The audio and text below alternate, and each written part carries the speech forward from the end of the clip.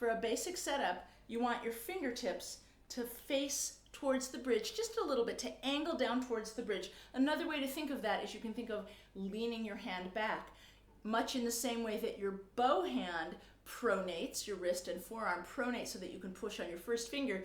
Your left hand also needs to pronate. You'll notice when I do this that it looks like my thumb ends up in the middle of my hand, which is of course where your thumb belongs. You've probably heard that you should keep your thumb under your second finger. It can just be sort of the middle of your hand. Your thumb can be in between second and third finger, or it can be underneath the third finger for a big stretch. When I put my hand on the cello and I have my fingertips facing the bridge slightly, my thumb is in the middle of my hand.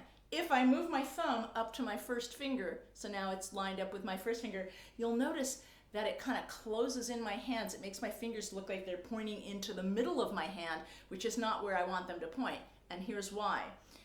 If I've got them pointing down towards the bridge, I can do a lot more stretching diagonally between my fingers. We don't want to stretch this way. This is going to hurt your hand. We want to stretch down the string diagonally.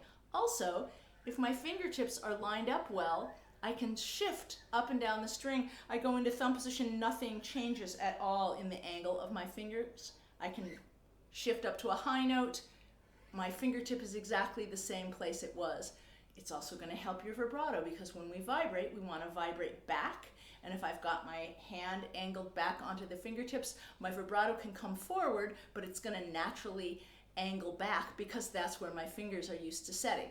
Lastly, it helps your extensions. If you're already set up this way with the thumb in the middle of your hand, your fingertips a little bit aiming towards the bridge, your hand leaning back, you're going to be able to reach for your extensions with a much more relaxed and easy hand.